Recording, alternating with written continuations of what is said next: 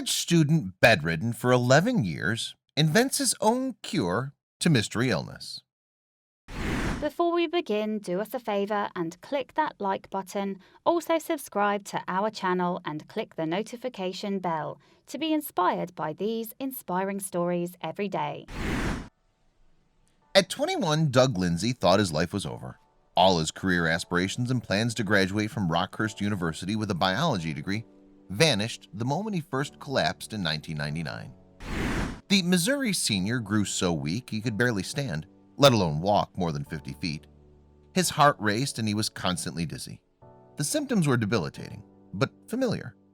They were signs of the same mysterious ailment that left his mother and aunt bedbound for decades. Doug had always wondered if the same would happen to him. When I called my mom that night to tell her I needed to drop out of college, we both knew, he said. The young man spent the next 11 years at home, bedridden for about 22 hours a day. No matter how many doctors and specialists saw him, he got the same answer. Nobody could figure out what was wrong with him, just like they couldn't with his mom and aunt. That's when he realized he'd have to take his health into his own hands.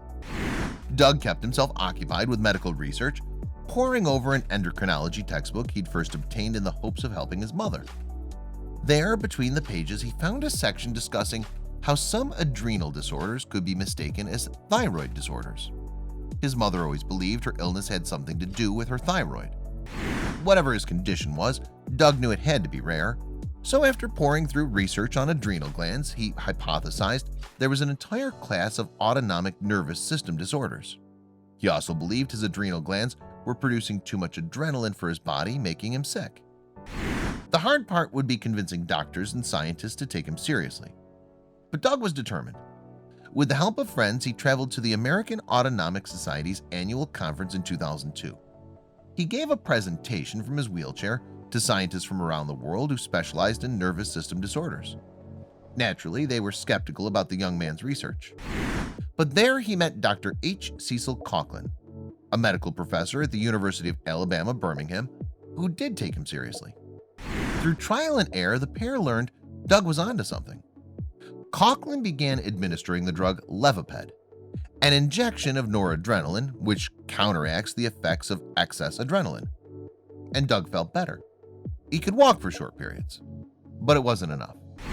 Then they had an amazing breakthrough in 2006. After so many years, Coughlin finally diagnosed Doug. He had bilateral adrenal medullary hyperplasia, which enlarges the medullas or inner regions of the adrenal glands, causing them to produce too much adrenaline. They found only 32 recorded cases. The solution seemed simple to Doug. Cut out the medullas. The only problem? No such surgery existed for humans.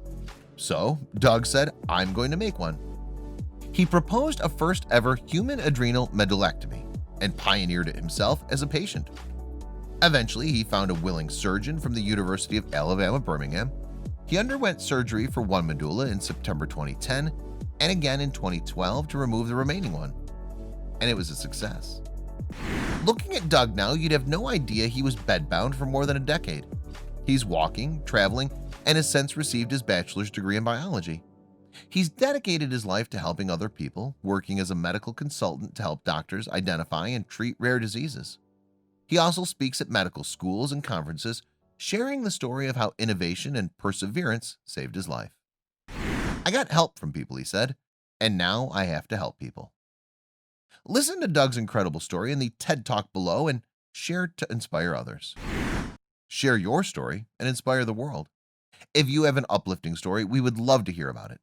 Share it with us here. The world is filled with stories going viral every single day. But how many of these sites can you actually follow?